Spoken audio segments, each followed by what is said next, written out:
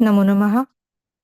परम आयुर्वेद आयोजित और पंचकर्मा महर्षि वैद्यराज त्रयम गोगटे पुरस्कार प्राप्त चरक संहिता अध्ययन अध्यापन तद्विद्या संभाषा इस उपक्रम के 340वें पुष्प में वैद्य महेश भुजबल और मैं वैद्य सारिका भुजबल उपस्थित सभी वैद्यों का सहर्ष स्वागत करते हैं। आज के प्रमुख मार्गदर्शक आदरणीय परम गुरुवर्य वैद्यराज विनय वेलनकर महोदय जी का भी विशेष स्वागत और आपको सादर प्रणाम। पुष्प का आरंभ हम धन्वंतरी स्तवन से करेंगे।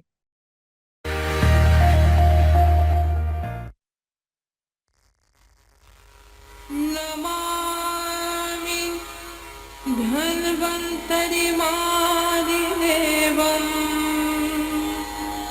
सुरासुरैर्वन्दितपादपद्मम् लोके जनार्दन भयमृत्युनाशनम् धातारमीशं विविधौषधीनाम्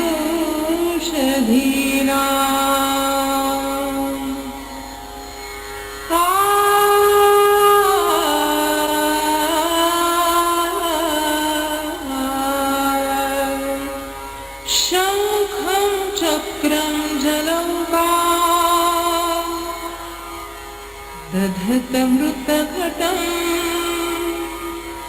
चारुदोर्भिश्चतुर्भिः सूक्ष्मत्वच्छातिहृद्यां शुकपरिविलसन् मौलिमं भोजनेत्रम्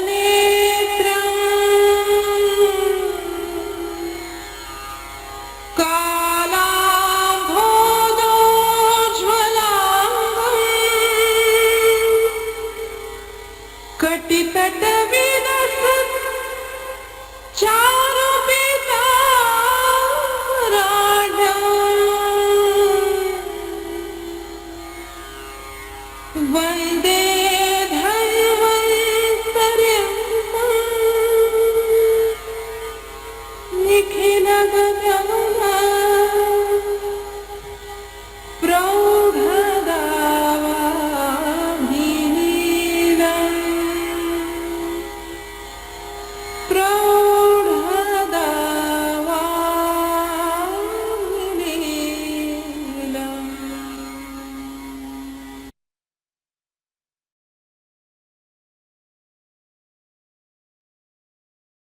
धन्यवाद।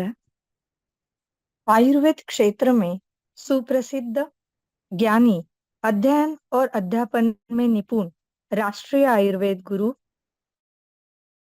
वर्य वैद्यराज विनय वेलनकर महोदय जी, आपने सदैव भिन्न भिन्न विषयों पर अत्यंत महत्वपूर्ण और विशेष मार्गदर्शन किया है। आपके व्याख्यानों से हमेशा ही वैद्य वर्ग प्रेरित होते हैं।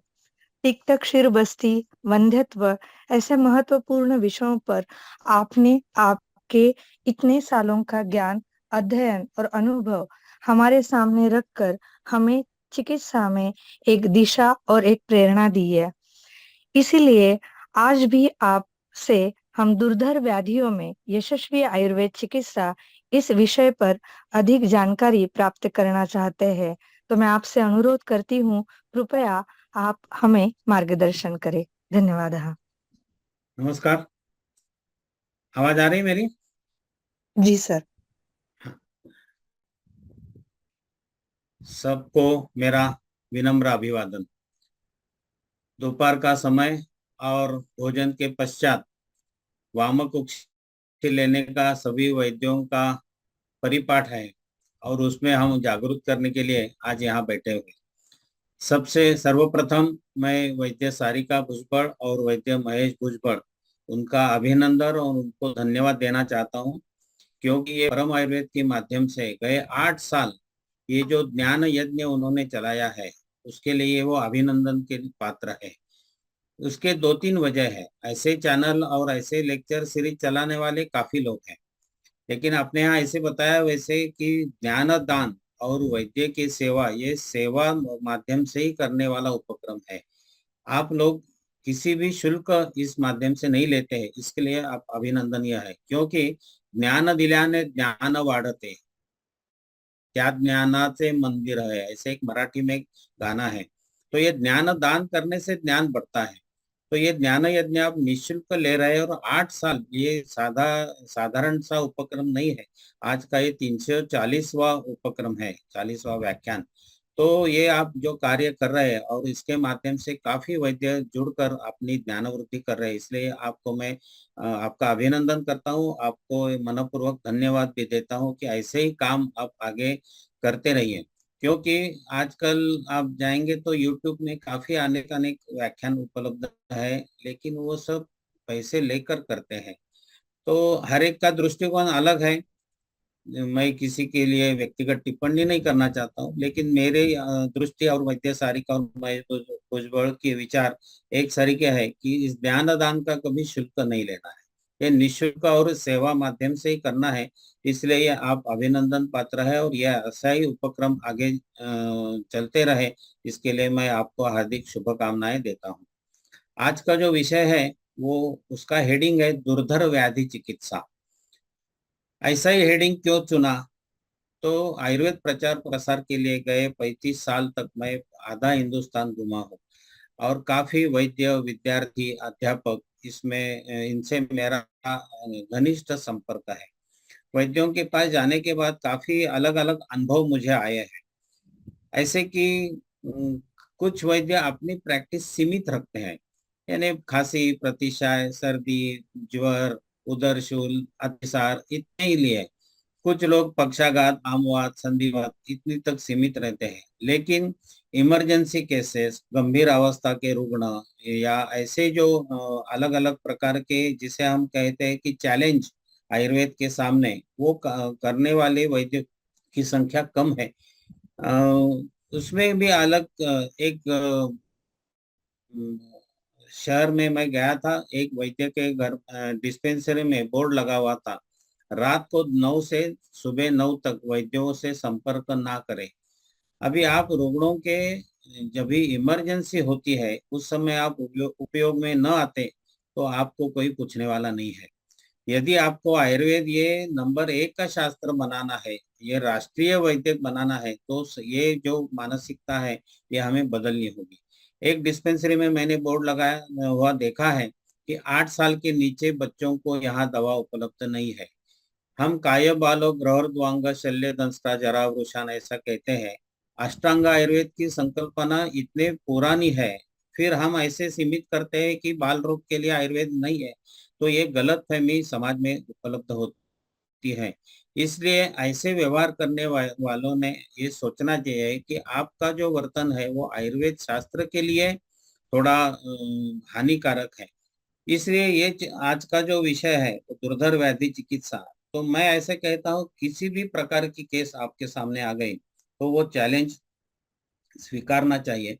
हर समय यश आएगा ऐसा नहीं, अपयश भी आ सकता है, लेकिन ऐसे अपयश के सामने ऐसे केसेस ट्रीट करते समय जो अनुभव अपने पास आता है वो काफी महत्वपूर्ण रहता है, और काफी रुग्णों को अच्छा हम उपशय दे सकते हैं। तो आज का जो विषय है उसमें ये मेरे जो दृष्टिकोण है वह साफ है।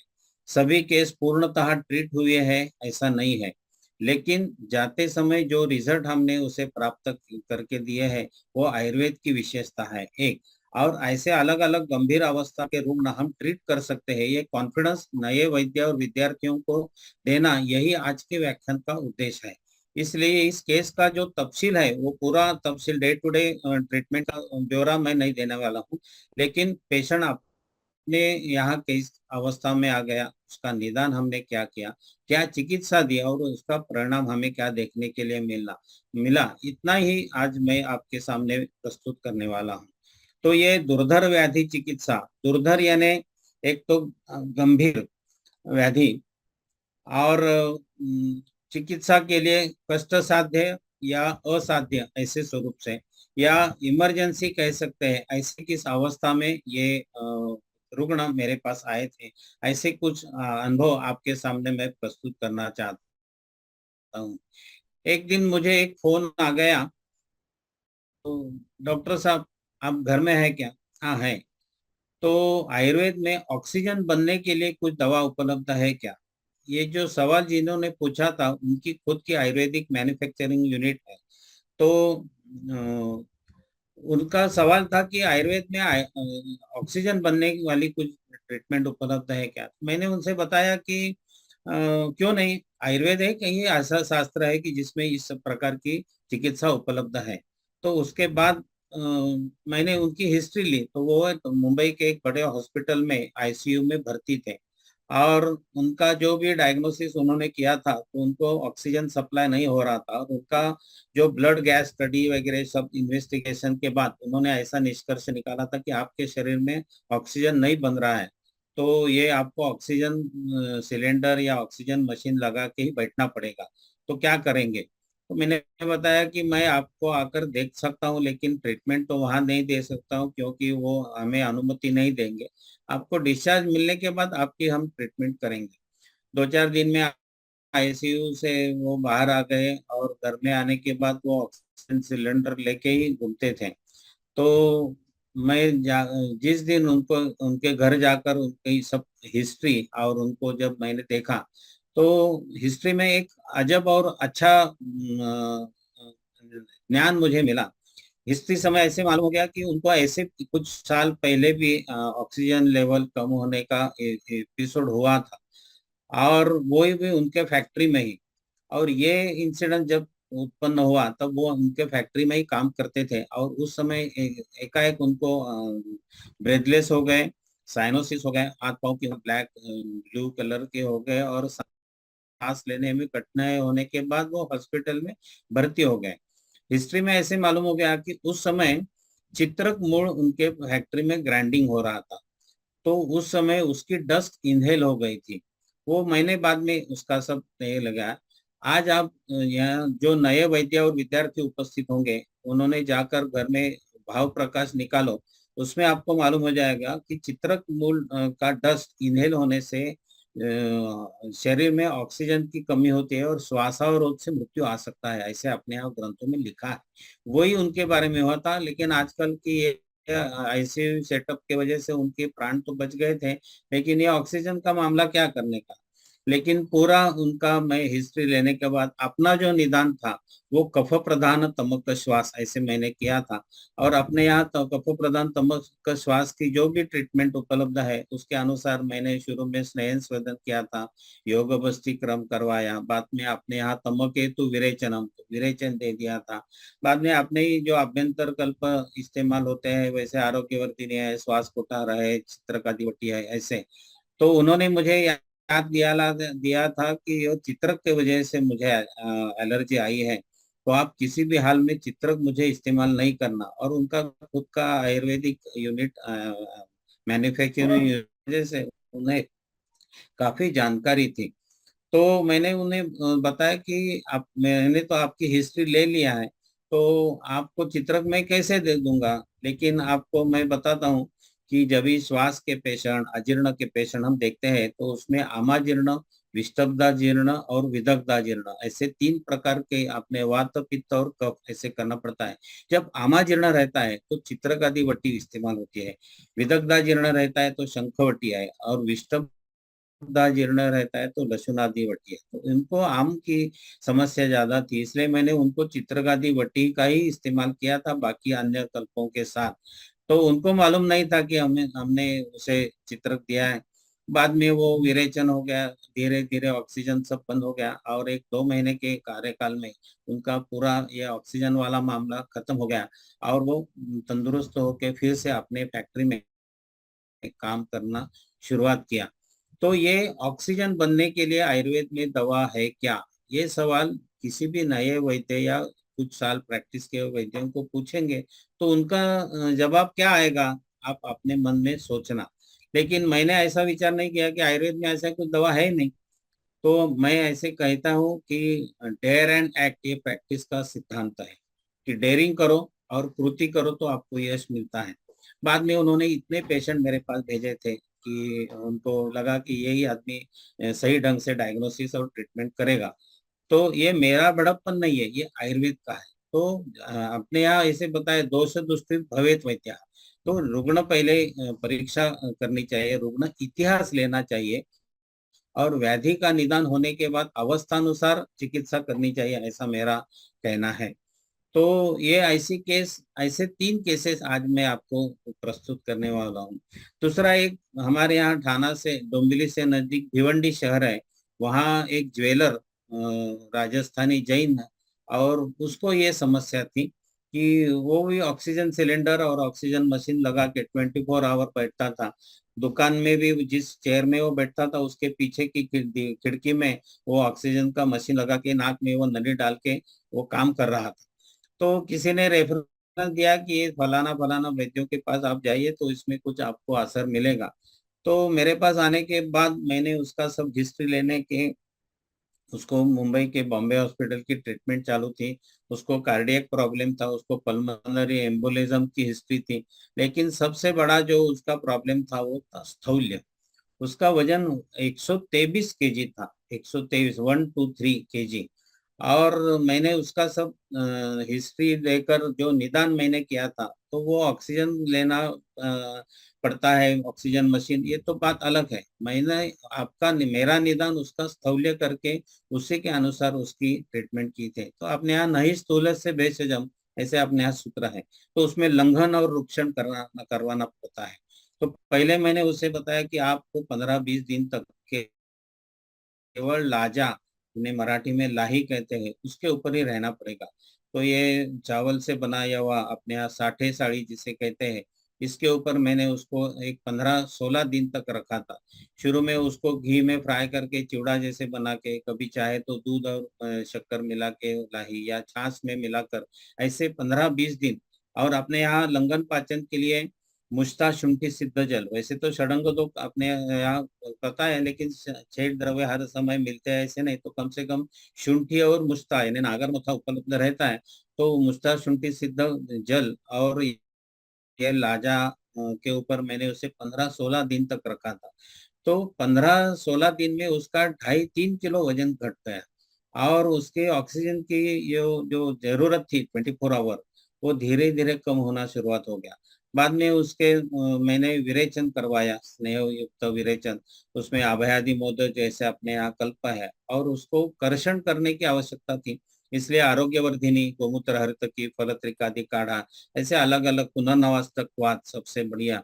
तो ऐसे अलग कल्पों का इस्तेमाल करके उसका साधारणतः 2.5-3 महीने के अंदर 103 केजी तक उसका वजन घट गया। और उसका ऑक्सीजन का मशीन लगाना जो था, वो 17-18वें दिन में उसको ऑक्सीजन धीरे धीरे कम करके हमने बंद करवाया। और ये जो पेशेंट था, बाद में उसको डाइट जो हमने दिया था, वो सूर्यास्त के बाद भोजन नहीं, कभी भी श्वास का पेशेंट है तो सूर्यास्त के बाद भोजन नहीं करना है। लघु और मित आहार, अपने यहाँ हित भूख, मित भूख और अशाक भूख ऐसे बताया है। तो सुबह नाश्ता के लिए भर्जित आहार, लाजा मंड ऐसे ही करना। बाद में दोपहर को ज्वार बाजरे की रोटी, चावल, सब्जी, ऐसा है। और शाम को खाली मुद्दयूश या लाजा मंड ऐसे ही आहार रखा था। तो 123 का 103 यानी 20 किलो वजन उसका घटाया। बाद में वो 4 धाम यात्रा करके भी आ गया, इतनी उसकी शारीरिक क्षमता हो गई। सबसे बड़ी बात ऐसी है कि बाद में बॉम्बे हॉस्पिटल में उनका फॉलोअप चलता था। तो 2 महीने के बाद वो बॉम्बे हॉस्पिटल में जब चेकिंग के लिए गया था, तब उसकी कार्डियक एक्टिविटी, और सबसे महत्व की बात, उसको जो पल्मोनरी एम्बोलिज्म की हिस्ट्री थी, वो एम्बोलिज्म भी डिसॉल्व हो गया था। तो पेशेंट का मेरे यहाँ आते समय समस्या, उसके शरीर में ऑक्सीजन नहीं बन रहा था, लेकिन अपना निदान मैंने स्थौल्य और स्थौल्य की चिकित्सा करने के बाद ये प्रॉब्लम चला गया था। सभी नए वैद्य जो हो गए, तो उसके सामने मैं ये एक विषय सामने रखता हूँ कि कभी भी बाहर के जो लोग डायग्नोसिस करते हैं, उसके ऊपर आप आपका मत बनाइए। आपका खुद का निदान करेंगे तो उसके अनुसार चिकित्सा सिद्धांत तो जो भी बताया है, उसके अनुसार हम ट्रीटमेंट कर सकते हैं। तो ये एक लड़का अच्छी तरह से ट्रीट हो गया, और बाद में काफी साल तक उसको ऑक्सीजन का विषय तो उसके जिंदगी से चला गया। ऐसी ही एक तीसरी केस थी, उनका भी यही प्रॉब्लम था कि उनको ऑक्सीजन 24 आवर लगा के वो बैठते थे। स्नान के लिए जाते समय भी वो ऑक्सीजन का सिलेंडर बाजू में रख कर वो नाक में नली डाल के करते थे। तो उनकी उम्र वैसे कम थी, मेरे ख्याल से 40-42 साल तक की उम्र थी। और अ, वो ऐसी समस्या से जूझ रहे थे। मैं पहली बार विजिट में उनके घर गया था। तो जैसे महाभारत में वो प्रसंग है कि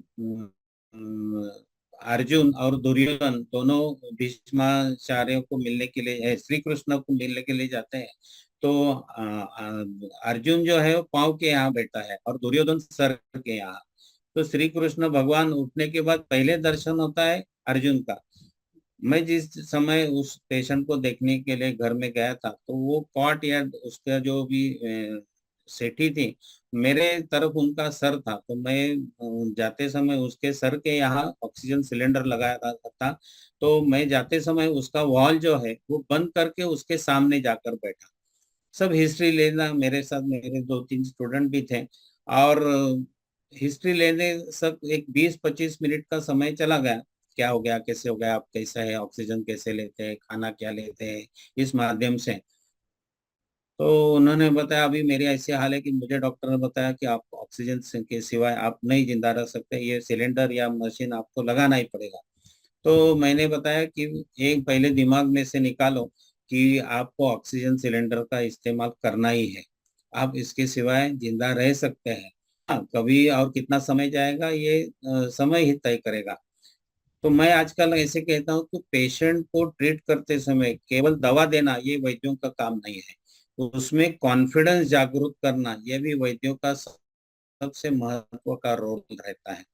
तो इस पेशेंट को ये होने के बाद मैंने बताया कि अभी आप देखो, आपको मैं आपके घर में जब एंट्री किया तब आपका ऑक्सीजन सिलेंडर का वाल्व मैंने बंद करके रखा है। अभी मुझे आने के बाद 25 एक मिनट हो गए हैं, तब तक आपको दम नहीं लगा है। तो इसका मतलब है आप इतना समय तो ऑक्सीजन के बिना रह सकते हैं। इसको जब मालूम हो गया कि मैंने ऑक्सीजन सिलेंडर का वाल्व बंद किया है, तो साइकोसोमेटिक इफेक्ट श्वास में इतना रहता है कि वो तुरंत हाँफना चालू हो गया। और मुझे वो ऑक्सीजन का वाल्व खोलकर उसको ऑक्सीजन चालू करना पड़ा। लेकिन उसको मैंने ये कॉन्फिडेंस दिया कि आप कुछ समय ऑक्सीजन न लेते हुए आप जी सकते हैं। बाद में उसका निदान मैंने जो किया था वो वात प्रधान तमक श्वास ऐसे निदान किया था। वात से उपक्रम स्नेह स्वेद संशोधन अमृत, इससे बाह्य स्नेह, आभ्यंतर स्नेह पान, बाद में विरेचन, योग बस्ती, ऐसे सब चिकित्सा करके उसको भी एक ऑक्सीजन सिलेंडर दिन में 1-1 घंटा आधा घंटा ऐसे शुरू में बंद करके एक साधारणतः 3 सप्ताह के बाद 20-25 दिन के बाद उसका ऑक्सीजन सिलेंडर पूर्णतः कम हो गया। और रसायन चिकित्सा इस नाते से बाद में आपने यहाँ जैसे वर्धमान पिप्पली रसायन का वर्णन है उसको दिया था। और पूरे 3-3.5 महीने के ये ट्रीटमेंट में उसका ऑक्सीजन वाला मामला चला गया। तो ये ध्यान में रखना चाहिए कि ऑक्सीजन बनाने के लिए आयुर्वेद में दवा है क्या, इसका उत्तर आप क्या देंगे। तो उसको पेशेंट देखने, अपने यहाँ ऐसे रोगी आदौ परीक्षित चिकित्सा तदनंतरम ऐसे बताया है। तो पहले रुग्ण देखना चाहिए, उसकी हिस्ट्री लेनी चाहिए, उसको देखने के बाद अपना निदान खुद हमने करना चाहिए। हाँ, बाकी रिपोर्ट्स है जो भी है वो आप देखो, उसका भी कुछ अनुमान लगा सकते हैं। उसका आयुर्वेदीय दृष्टया विवेचन कैसे करना है ये भी एक अलग व्याख्यान का विषय हो सकता है।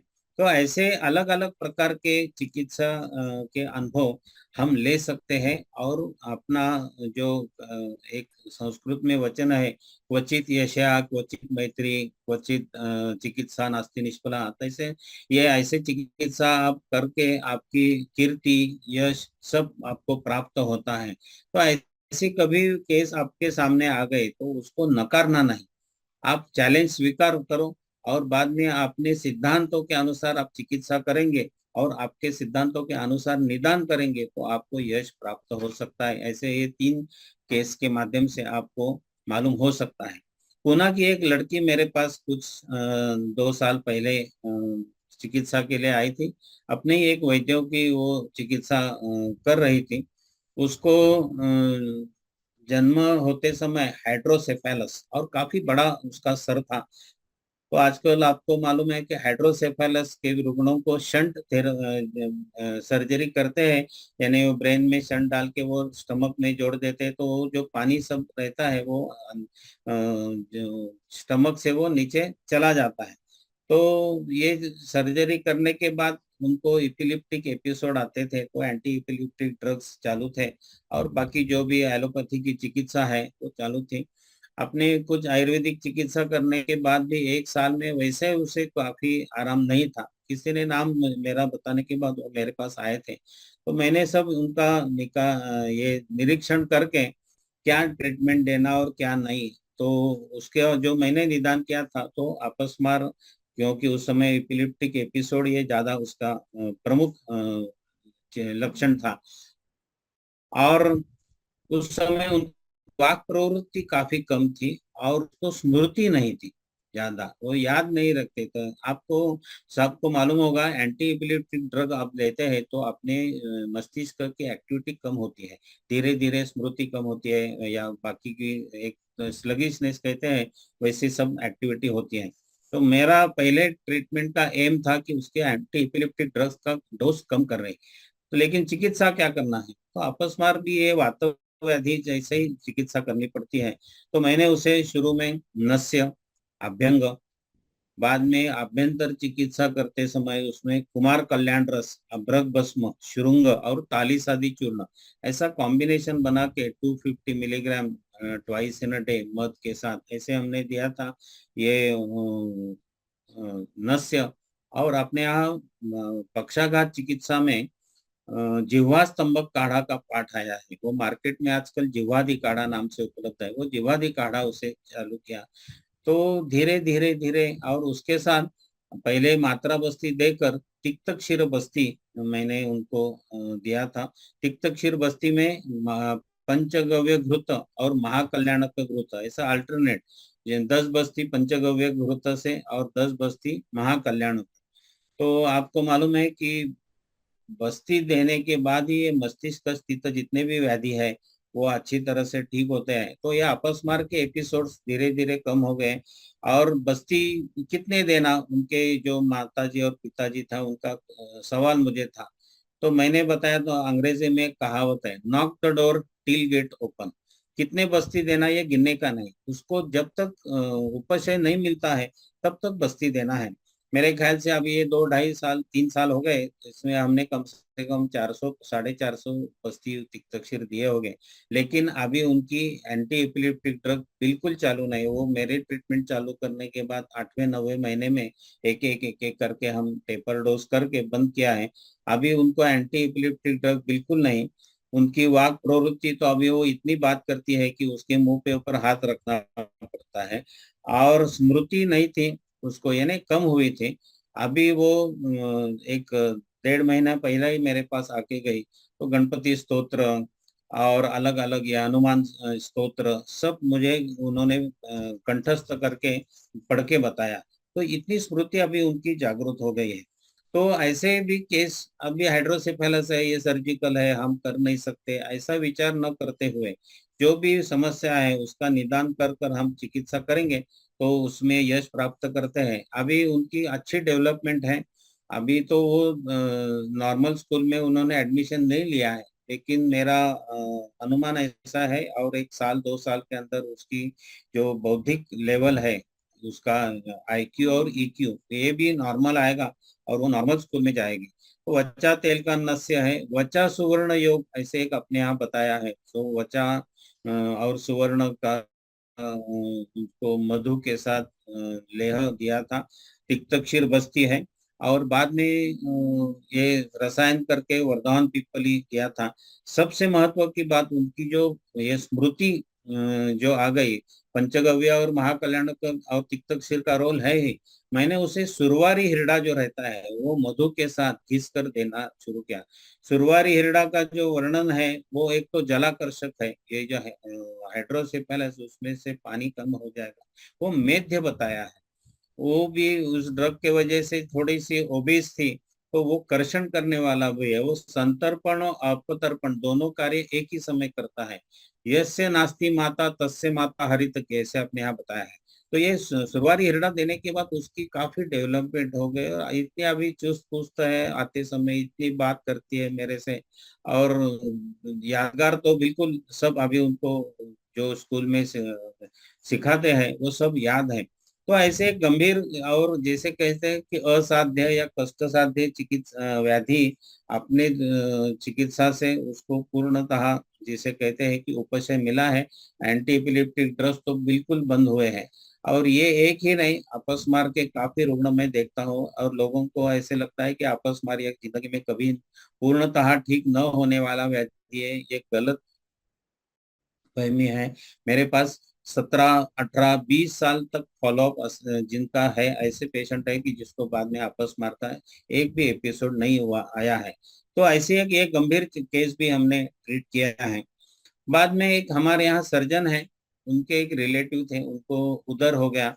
उधर के सभी कॉम्प्लिकेशन धीरे धीरे बढ़ना चालू हो गया। टैपिंग किया था, बाद में उसे एसोफेजियल वराइसिस हो गए, उनको ब्लीडिंग होता था, वॉमिट हर 15-20 दिन या 1 महीने के अंदर उनको हर समय एंडोस्कोपी करना, ट्यूब ब्लॉक करके वो कॉटरी करके ब्लीडिंग कंट्रोल करना था, और ऐसे चलते रहा था। वो सर्जन और मेरा अच्छा परिचय है। एक दिन उसका फोन आ गया कि अरे वेलणकर, ऐसी एक समस्या है, मेरे एक ऐसे रिलेटिव है, आप आयुर्वेद में कुछ कर सकते हैं क्या। तो मैंने जरूर करेंगे, क्यों नहीं। तो मैं उनके घर में देखने के लिए गया था, थाना से आगे मुलुंड करके है, वहाँ रहते थे। देखने के बाद सब उधर की केस थी, जलोदर पानी पेट में भरा हुआ था, और उसका उपद्रव स्वरूप उन्हें रक्त ऊर्ध्वगा रक्तपित्त कह सकते हैं, ऐसा होता था। तो अपने यहाँ उधर की चिकित्सा नित्यम एनम विरेचय, तो मैंने पहले उसे विरेचन, दुग्धाहार, गोदुग्धाहार के ऊपर रखा था, गौमूत्र, पुनर्नवाष्टक काढ़ा, आरोग्यवर्धिनी, ऐसे अलग अलग प्रकार के कल्प देकर गौमूत्र हरित की पहले उदर का निर्हरण किया, यानी उदर की चिकित्सा। वो करने के बाद वरायसिस तो अपने आप ठीक होते हैं, लेकिन उसके लिए भी चंद्रकला है, सुवर्ण सुच्छेखर है, या ऐसे अलग अलग कल्पों का इस्तेमाल करके मैंने जिस दिन ट्रीटमेंट चालू करने के बाद कम से कम 1.5 साल में वो रुग्ण कभी भी हॉस्पिटल में जाना नहीं पड़ा, जहाँ वो एंडोस्कोपी करने के लिए जाते थे।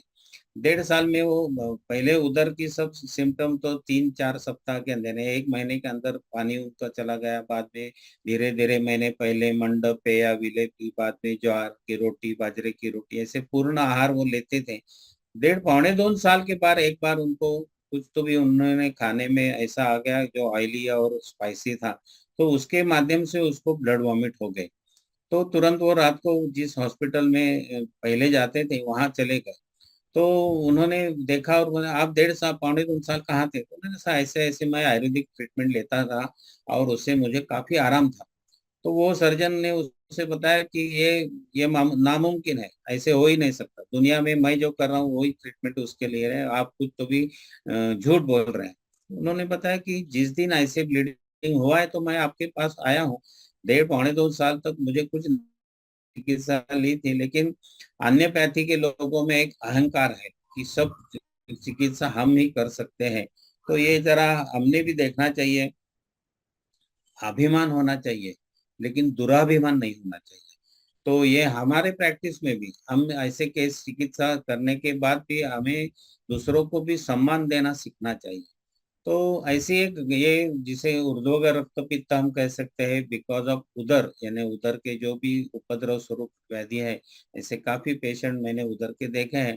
तो ये एक ऐसी चिकित्सा वो जो सर्जन बाद में मुझे मुझे मिलने के लिए आए थे कि आप कैसा विचार करते हैं क्या, तो ये मैंने आप आयुर्वेद की सब थियरी, क्योंकि उन्होंने ये कभी देखा ही नहीं था या सोचा ही नहीं था कि पानी पीने बिगर रुग्ण रह सकता है। क्योंकि आजकल plenty of liquids, plenty of fluids दे दो, ये जमाना चल रहा है, हर 2 घंटे के बाद खाना ऐसा, और हम तो उन्हें पानी देते ही नहीं, गोदुग्ध और गोमूत्र और बाकी की जो भी लाजा और ऐसे। तो उन्होंने काफी बाद में ऐसे अनेक अनेक पेशेंट मेरे पास भेजे थे, वो बात अलग है। लेकिन ऐसी गंभीर अवस्था का रुग्ण हम अपनी ट्रीटमेंट के माध्यम से अच्छी तरह से ठीक कर सकते हैं। और एक रुग्ण ऐसे ठीक होने के बाद ऐसे सम दुखी अनेक रुग्ण वो आपके पास आते हैं।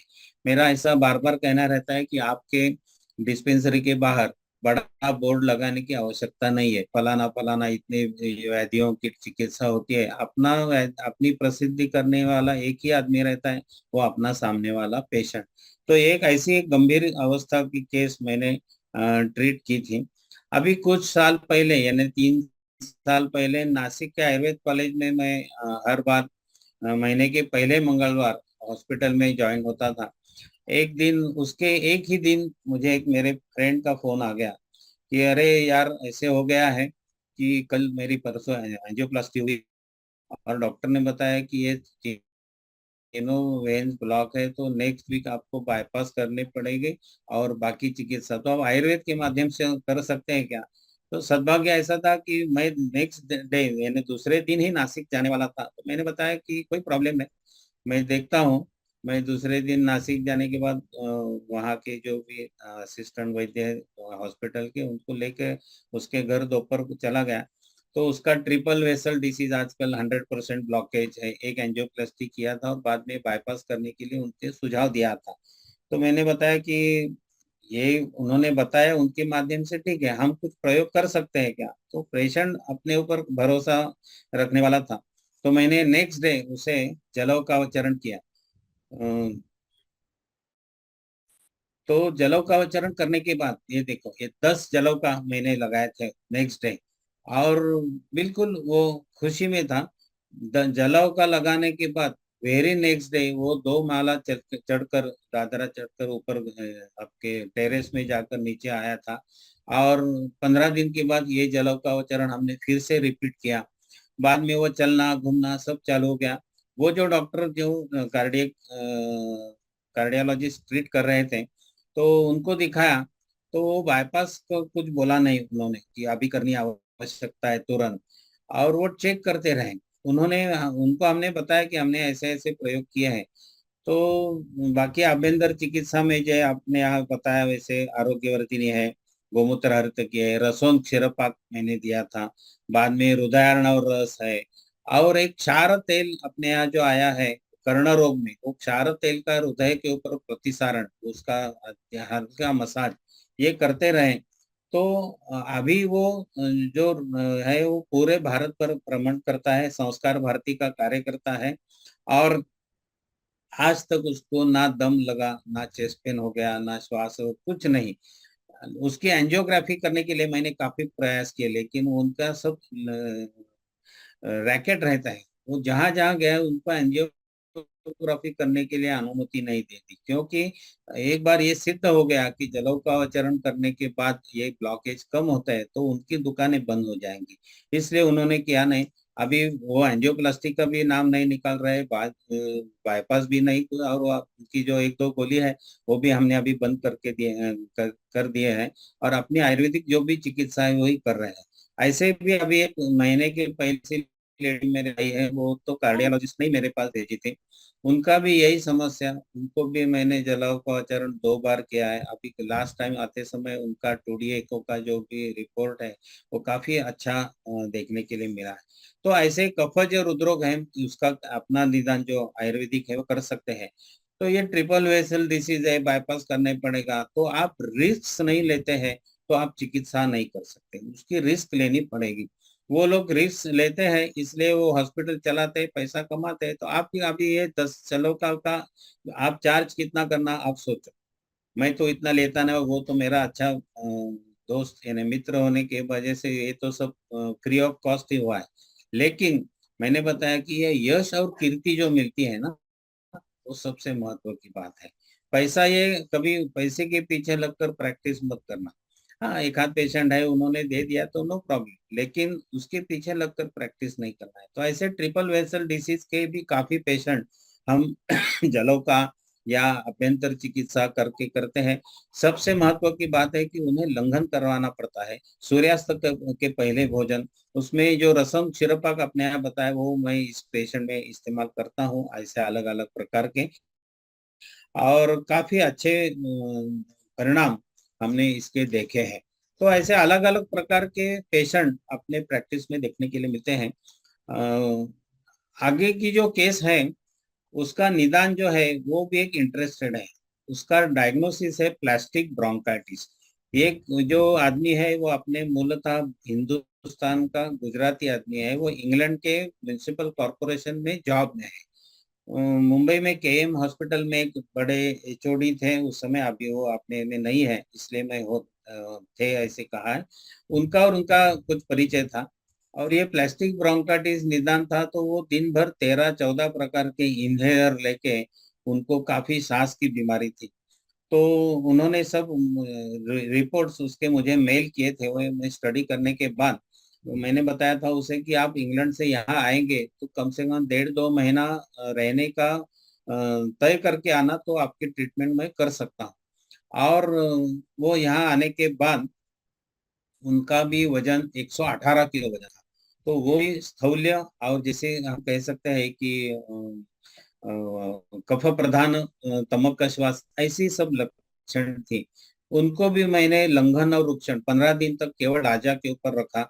बाद में लघु आहार, यानी सुबह लाजा, बाद में दोपहर को मंडपेय विलेपी, शाम को मुद्वयूष, ऐसे करके उनका भी वजन घटवाया। बाद में उन्हें मुष्टा शुंठी सिद्ध जल आम पाचन और दीपन करने के लिए, बाद में स्नेहन स्वेदन और योग बस्ती के बाद तो उनका ये सब इनहेलर वाला मामला था वो सब कम हो गया। बाद में कर्षण करने के लिए आरोग्यवर्धिनी, गंधर्वारित की पुनर्नवस्था काढ़ा, गव्यासव मैंने उसमें इस्तेमाल किया था। और सबसे महत्व की बात, हमने उसे वमन दिया था। आपको उसका ये जो फोटोग्राफ आप देख रहे हैं, तो ये स्पुटम के हैं। तो इतना गाढ़ा, इसलिए उसका निदान था प्लास्टिक ब्रोंकाइटिस, यानी जब ये डिलीवरी होने के बाद जब अपरा निकलती है तो वैसा उसका ये कह सकते हैं कि सादर में है। इतनी गाढ़ा होने की वजह से उसको सांस लगता था। अभी इसे जब तक इसका दीपन पाचन और निर्हरण नहीं होता तब तक ये ठीक नहीं होने वाला था। इनहेलर 13 नहीं 16 ले लेंगे तो भी यही समस्या रहने वाली थी। तो ये होने के बाद वो उसको विरेचन करवाया, व्यायाम करवाया, और 2 महीने के बाद यहाँ से जब इंग्लैंड वापस चला गया तब उसको एक भी इनहेलर नहीं चालू था, लेकिन डाइट रिस्ट्रिक्शन और ये अपनी सब दवा। अभी हर 15 अगस्त को उसका मुझे फोन आता है 1 साल में कि वो मैं तंदुरुस्त हूँ और ठीक है, आपकी कृपा से ये ठीक था। अभी जो मैंने बताया था कि पैसे के पीछे लगकर प्रैक्टिस नहीं करना है, ये अभी इंग्लैंड से आया हुआ था, और ये सब करने के बाद जिस डॉक्टर ने मेरे पास भेजे थे वो काफी बड़े मशहूर और हमारे एक अच्छे जैसे कह सकते हैं मित्र थे। उन्होंने पूछा, विनय कि इसका चार्ज आपको कितना है, कितना दे दूं? मैंने बताया कि आपके माध्यम से आया है तो मैं कुछ नहीं मांगूंगा, आप जो चाहना देना चाहते हैं वो आप दे दीजिए। तो वो बाहर जाके उन्होंने कुछ बातचीत की होगी और वो एक एनवलप मुझे लाकर देकर चले गए। अभी इस सब 1.5-2 महीने की चिकित्सा का समझो मैं पैसा लेने तय किया होता, और मैंने समझो उसके एक 10,000 बताते थे, तो उन्होंने जो दिए थे उससे कई दुगना कई पट ज्यादा रकम वो मुझे देकर चले गए।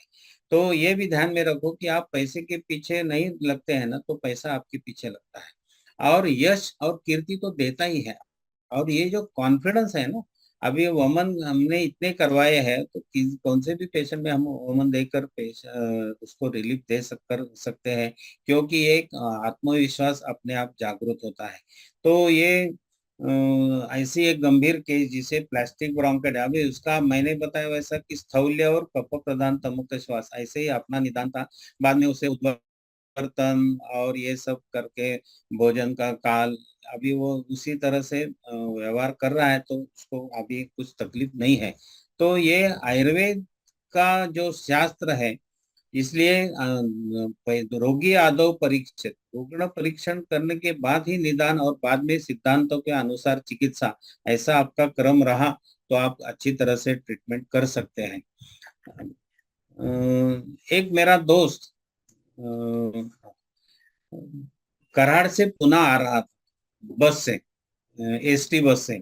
आते समय उसके आंखों के सामने बिल्कुल कॉफी चाय जैसे होगा,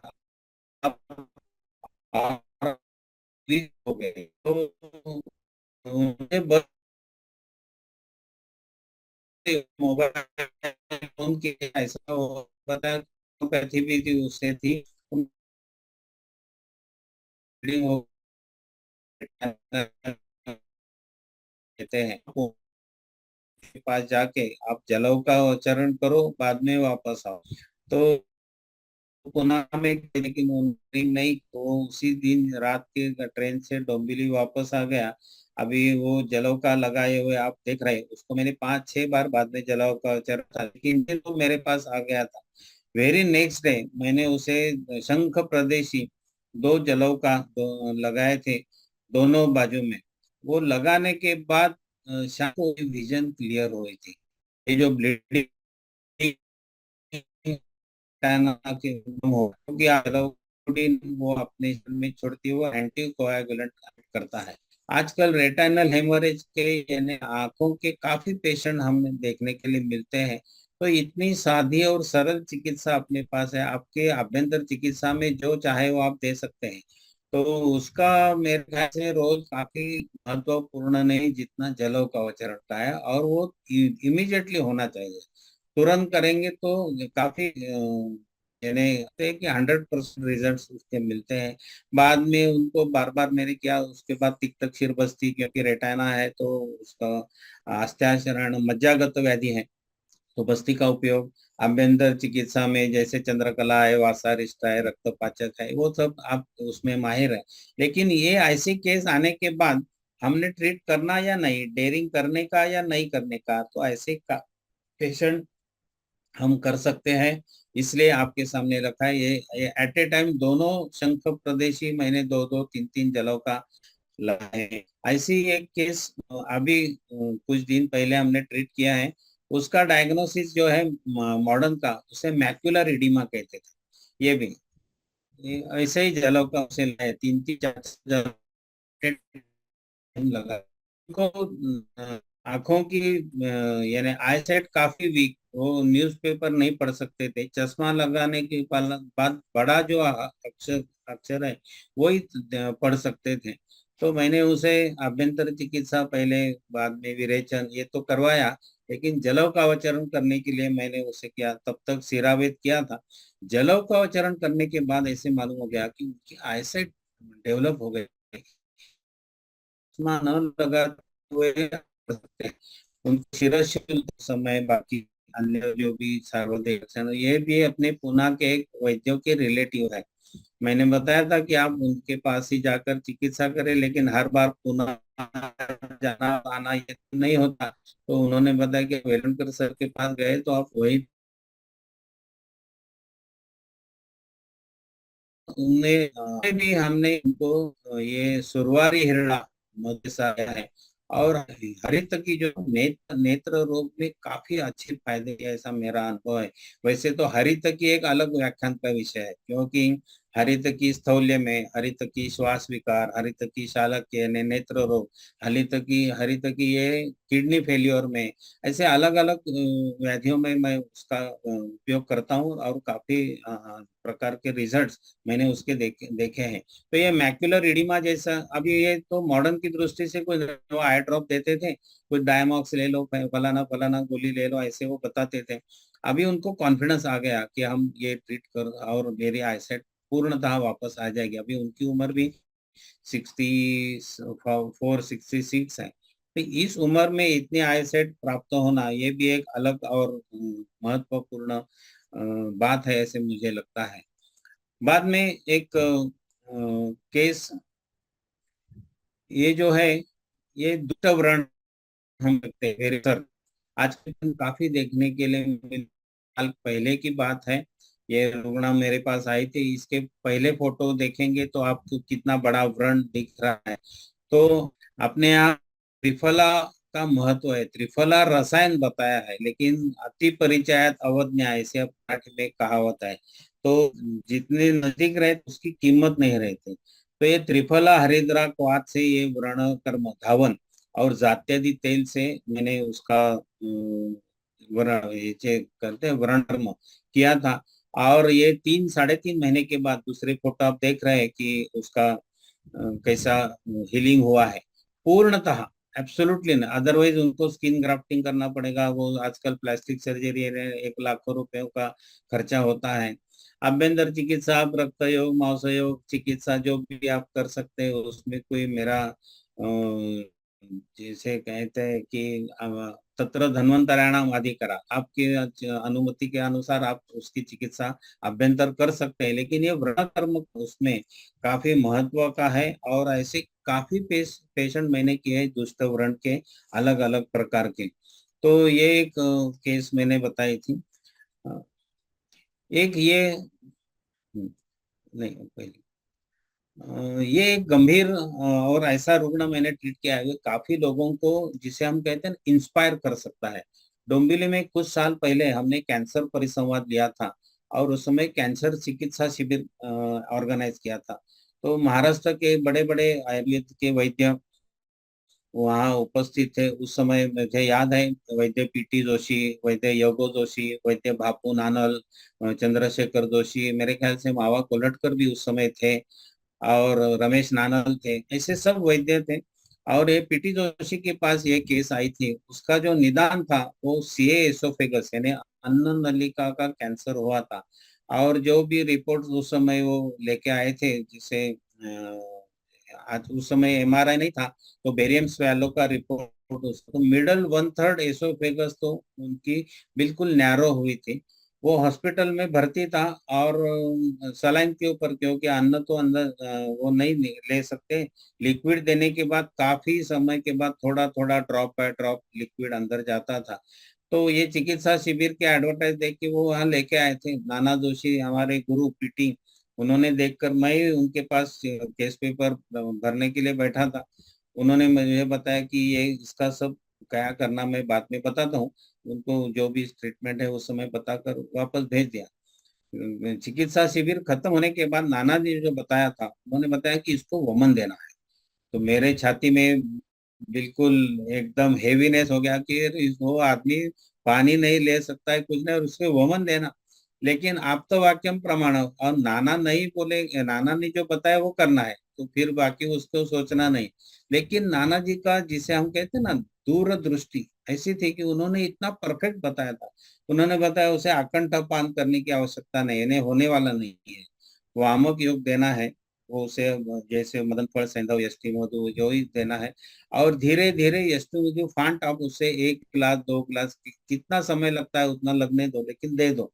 और वमन के वेग जो आएंगे, तो जैसे ब्लेंचिंग कहते हैं, ऐसा ही वमन का उसको प्रवृत्ति होगी, लेकिन वमन होगा ऐसा नहीं। कभी के बार थोड़ा बहुत वमन में कफ या कुछ बाहर आ सकता है। लेकिन ये जो ब्लेंचिंग होगा, वमन के वेग उत्पन्न हो गए, ये कि उसका डायलिटेशन करने वाले हैं। तो मैं हमारे डुमली के कुछ वैद्य एक साथ मिलकर वो सब एक हॉस्पिटल में इन्फॉर्म करके रखा था, कुछ प्रॉब्लम हो गया तो इसको एडमिट करना पड़ेगा। यहाँ जो भी इमरजेंसी ट्रीटमेंट सुविधा करनी है वो रखी थी। और नाना जी ने बताया वैसा हमने किया। तो पहले एसटी मधु फांड 2 गिलास दे दिया, बाद में मदन पर वो मधु के साथ हमने देने के बाद पौना घंटे के बाद उनको ब्लीचिंग हो गया, 5-6 बार वेग आया जैसा हो गया। उसमें से 2 कफ के गड्ढे गिर गए और उसमें एक में थोड़ा खून निकला। खून निकलने के बाद हमें जरा चिंता लगी, प्रॉब्लम होता है, लेकिन उसके बाद कुछ नहीं। तो वो मन बंद करके हमने उसे भेजा। नाना जी ने बताया वैसा वही के वही। इनके बाद वो धीरे धीरे पानी, थोड़ा चाय या कॉफी, लिक्विड लेना चालू हो गया। और बाकी आभ्यंतर चिकित्सा में पथ्यादि काढ़ा आपको मालूम है, शिरोरोगाधिकार में आरोग्यवर्धिनी है, ऐसे अलग अलग कल्प हमने दिए थे। लेकिन ये सबसे महत्व की बात है वो वमन। और बाद में 3 सप्ताह के बाद वो रोटी दाल सब्जी सब खाना चालू हो गया। 7-8 महीने तक वो पूर्णतः नॉर्मल जीवन व्यतीत करते रहा। और 7-8 महीने के बाद वो चला गया, वो कैंसर से नहीं, वो हार्ट अटैक से चला गया। तो ये सीए एसोफेगस जैसे गंभीर यानी असाध्य आपको वमन करवाना, ये बोलने के बाद भी किसी वैद्य को भी हार्ट अटैक आया, ऐसी अवस्था। लेकिन मैंने जो पहले ही बताया कि डेयर एंड एक्ट की प्रैक्टिस में डेयरिंग करना चाहिए, तो आपको यश मिलेगा। और नाना जी ने बताया तो नाना के सामने हम बोलना भी उचित नहीं समझते, क्योंकि नाना हमारे गुरु थे और उन्होंने बताया और हमने नहीं किया, ऐसा कभी हुआ नहीं।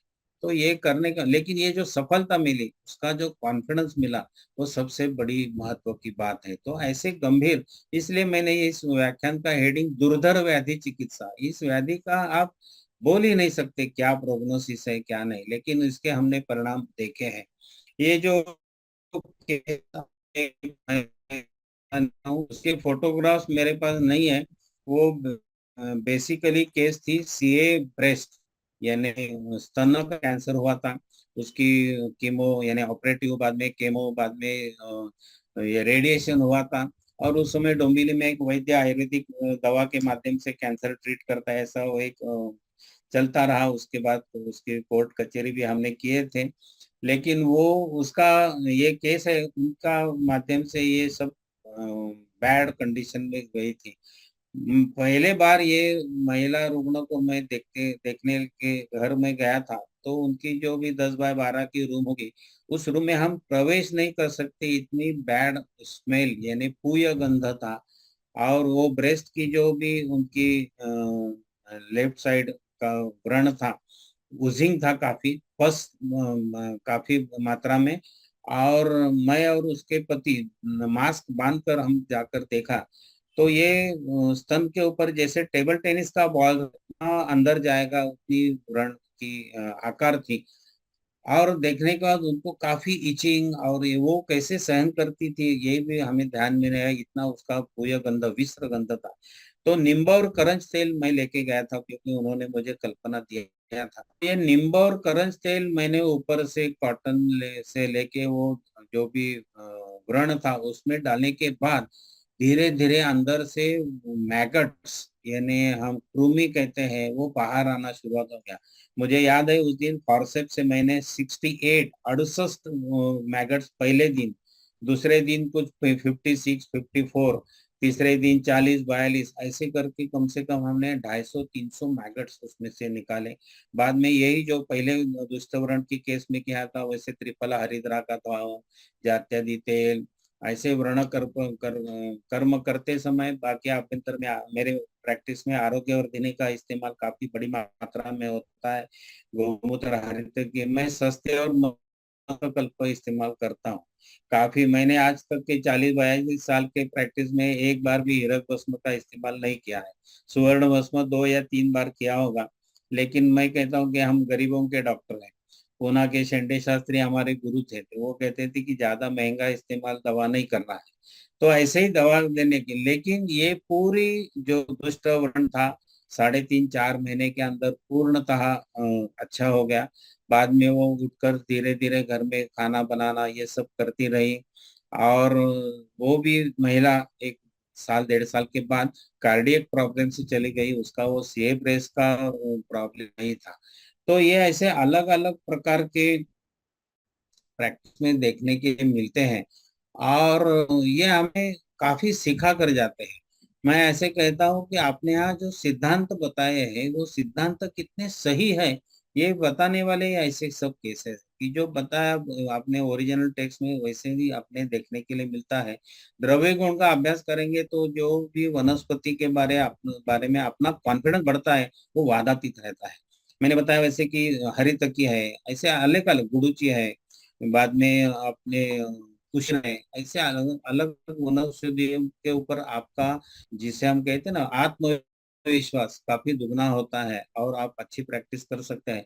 मेरा ऐसा कहना है कि जितनी प्रैक्टिस आपकी पुरानी होगी, उतने नंबर ऑफ ड्रग्स आपके प्रैक्टिस में कम होने चाहिए, क्योंकि एक ही कल्प अनेक प्रकार से और अनेक व्याधियों में कैसे उसका उपयोग करना, ये टेक्निक आपको मालूम होना चाहिए उसका। और अनुभव आता है, मेरे पास जितने वैद्य मेरे संपर्क में, उनको मालूम है कि बिल्कुल कम ड्रग्स में मैं मेरी प्रैक्टिस करता हूँ। और अल्प मूल्य और इस प्रैक्टिस इसमें होती है, एक प्रकार की जिससे है, ऐसे केसेस मैंने किए हैं। और एक केस बताता हूँ और मेरा ये व्याख्यान खत्म करता हूँ। ये एक डायबिटिक गैंग्रीन की केस है। आप देखेंगे तो पाँव बिल्कुल ब्लैक कलर का हुआ है। उसको नी जॉइंट से एम्पुटेशन करने का सलाह दिया था। एम्पुटेशन बन करने के बाद आदमी जरा थोड़ा सोचता है। उसके पाँव में से बिल्कुल ऐसा उजिंग हो रहा था। मेरे पास आई थी, दर्द वगैरह सब सब था। मैंने देखा कि आपको एम्पूट करना है तो देखेंगे, लेकिन हम कुछ प्रयास करेंगे और उसके माध्यम से क्या रिजल्ट्स मिलते हैं। तो आपके सामने जलौ का लगाए हुए फोटो है, वो अलग अलग समय के है, क्योंकि उसको 5-6 बार मैंने जलौ का लगाया थे। पहले जो बिल्कुल ब्लैक कलर का पाँव है, वह बाद में धीरे धीरे उसका वर्ण हो गया और फिर कम से कम 4 उसके बाद वो जो सर्जन वो दिखाया था, उन्होंने उसको दिखाने के बाद उन्होंने कहा कि उसको टेस्ट करने की जरूरत नहीं है। ये उसके आखिर की फोटो है कि पाव बिल्कुल ठीक है। अभी वो ब्लैक कलर बाद में कम हो गया। ये तीसरे चौथे महीने का फोटोग्राफ है। तो ऐसे गंभीर अवस्था की जिसे उनको एम्पुटेशन बताया है, तो हम क्या करेंगे और इसकी रिस्क कौन लेना, ऐसे अपने मन में कभी कभी प्रश्न उपस्थित हो सकते हैं। तो मेरे ख्याल से अपनी ताकत काफी अच्छी है।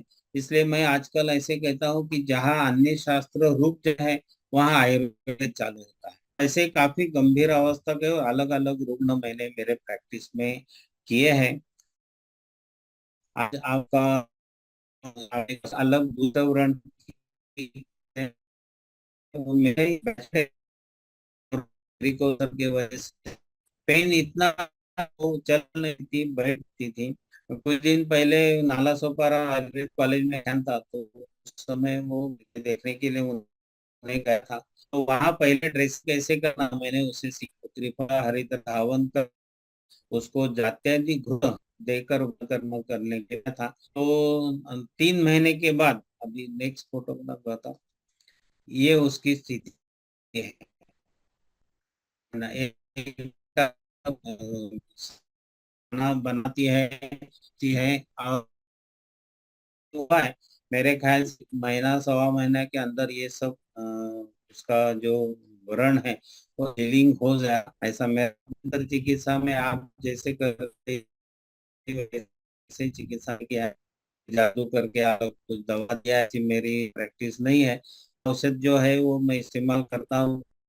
मुझे इसे यहाँ आमंत्रित किया, उसके लिए मैं उसे मनपूर्वक धन्यवाद देता हूँ और मेरी वाणी को यही विराम देता हूँ। धन्यवाद।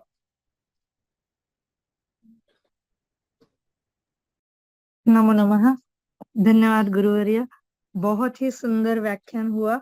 आपने जैसे कहा, डेयर एंड एक्ट, यही एक टेक होम मैसेज है जो बहुत बड़ा है। और ये डेयर कब आता है? जब अपना अच्छा अध्ययन हो शास्त्रों का, सिद्धांतों का, और आप जैसे ज्ञानी विद्वानों से अगर ये अनुभव हर एक वैद्य के पास जाए, तो उनके पास वो दृष्टि भी आ जाएगी और वो आत्मविश्वास भी आ जाएगा। तो वे आत्मविश्वास पूर्ण होते हुए अच्छे मनोबल के साथ में एक्ट भी करेंगे और आशु फलदायी चिकित्सा रुग्णों को दे सकते हैं। वैद्यों का वर्तन समाज अभिमुख हो, यह आपने बताया, ये बहुत महत्वपूर्ण है। आपके व्याख्यान से वैद्यों को दुर्धर व्याधि में चिकित्सा करने का मनोबल और आत्मविश्वास जरूर ही प्राप्त हो गया है। आपने कुल 13 केसेस यहाँ पर रखे। हर एक केस एक दूसरे से भिन्न थी। सब में सामान्य कॉमन इस बतौर पे, और विशेष ये था कि हर नाम कोई भी हो, आधुनिक शास्त्र से डायग्नोसिस लेकर आया हुआ रुग्ण, हम आयुर्वेद शास्त्र के आधार पर उसे अच्छे से परीक्षण करके निदान करें और फिर उस हिसाब से अगर चिकित्सा करते हैं तो जरूर हमें यश प्राप्त होता है। रुग्णों के मन में विश्वास निर्माण करे कि वे आयुर्वेदिक चिकित्सा से संपूर्ण स्वास्थ्य प्राप्त कर सकता है, और उसके लिए हमें शास्त्र के ऊपर आत्मविश्वास आवश्यक है, और उसके लिए अध्ययन, अध्यापन और अनुभव ये बहुत महत्वपूर्ण है। अन्यपैथी के डॉक्टर जो दुराभिमान या अहंकार रखते हैं, ये अनुभव हर एक वैद्यों को आता है। शायद आयुर्वेद शास्त्र के अज्ञान यही कारण होगा, लेकिन जो बीएमएस डॉक्टर है और जो वैद्य है, इन दोनों का दायित्व होता है कि अगर ऐसे रुग्ण उनके पास ठीक नहीं होते हैं, वे दृष्टि अनुभव अनुभव अगर नहीं है, तो हमारे ही शास्त्र में जो ज्ञानी, सक्षम और अनुभव संपन्न वैद्य है, उनके पास चिकित्सा के लिए ऐसे रुग्णों को भेजे, ताकि वे रुग्ण आयुर्वेद शास्त्र के चिकित्सा से वंचित ना रहे। और शास्त्र, हमारा आयुर्वेद शास्त्र एक नंबर का चिकित्सा शास्त्र बने। समाज के लिए यही एक ऑप्शन है। ऐसा जब समाज में रूढ़ हो जाएगा, तभी हम हर एक व्याधि के लिए अच्छी चिकित्सा दे सकते हैं। चिकित्सा नास्ति निष्फला, आपने ये बहुत सुंदर कहा कि केवल धन प्राप्ति के लिए या ऐसा ही उद्देश्य रखते हुए चिकित्सा ना करे, ताकि चिकित्सा करने के लिए हमें यहाँ पर शास्त्र ने जो भी अधिकार दिए हैं, उससे कई धन से अधिक कई सारी चीजें प्राप्त होती है, जो अन्य जन्म तक हम लेकर जा सकते हैं। जैसे जैसे प्रैक्टिस बढ़ेगी, उपयोगी द्रव्यों की संख्या घटेगी और हम अल्प मूल्य, यहाँ पर सिर्फ धन की परिपेक्ष में ये अल्प मूल्य है। जैसे त्रिफला का आपने कहा कि शायद उसका धन कम होगा, मूल्य कम होगा, लेकिन वे द्रव्य भी अमूल्य है। वैसा ही एक द्रव्य है दुर्वा। तो ऐसे कई सारे द्रव्य है जिनका हम प्रयोग कर सकते हैं। नाना जी के बारे में आपने यहाँ पे उल्लेख किया। आपका व्याख्यान जब भी सुनते हैं नाना जी के बारे में, हम सुनते हैं, अतीव आनंद और गौरव के साथ हमारा सर ऊपर होता है। नाना जी ने कभी भी किसी रुग्ण को नाना नहीं कहा, और ये बहुत आवश्यक है। आप भी वही बता रहे हो कि किसी भी रुग्ण को उस व्याधि का नाम जानकर ना मत करे, उसे समझे, क्या हम उसे चिकित्सा दे सकते, उसकी मदद कर सकते, ताकि हमें भी अपना अनुभव और आत्मविश्वास बढ़ाने का एक मौका जरूर मिलेगा। तो आपका ये व्याख्यान अत्यंत प्रेरणादायी रहा, पथदर्शक भी रहा।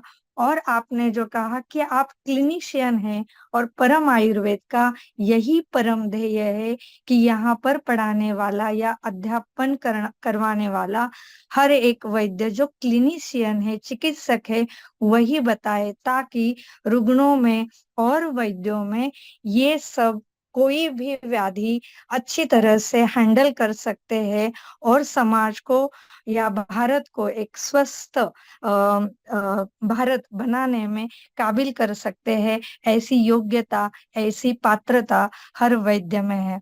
तो मैं पुनश्च परम आयुर्वेद की ओर से आपको सादर प्रणाम करती हूँ। आपने हमेशा ही हम पर पितृवत स्नेह रखा है, सदैव मार्गदर्शन करते हैं। तो ऐसे ही आपका स्नेह प्यार हमें प्राप्त होता रहे। आपका आशीर्वाद हमें सदैव ही फलद्रूप करता रहता है। धन्यवाद। एक प्रश्न है, ले सकते हैं? हाँ, ले सकते हैं। जलोकाचरण का जो आपने टीवीडी में बताया, तो उन्होंने हाँ पूछा है कि अगर एस्पिरिन पे वो रुग्ण है, तो हम जलोकाचरण कर सकते हैं क्या? हाँ, कर सकते हैं, लेकिन बेटर ऐसा रहेगा कि 1-2 दिन पहले उसको एस्पिरिन बंद करना पड़ता, क्योंकि कभी कभी ब्लीडिंग रुकता नहीं। वैसे भी जलों का अवचरण करने के बाद 10-12 घंटे तक ब्लीडिंग होता ही रहता है। तो थोड़ा टाइट बैंडेज देकर कर सकते हैं, लेकिन 2 दिन एस्पिरिन या एंटीकोएगुलेंट जो भी कुछ ड्रग चालू हो, वो बंद रखना उचित होगा। जी जरूर सर। प्रश्न तो यहाँ पर समाप्त हुए, बाकी सब व्याख्यान पूरा ही स्पष्ट था। तो आपकी अनुमति से यहाँ पर ये व्याख्यान समाप्त करते हैं। ठीक है, धन्यवाद धन्यवाद। सर। पुनर्मिलामः। धन्यवाद। उपस्थित सभी वैद्यों को भी धन्यवाद।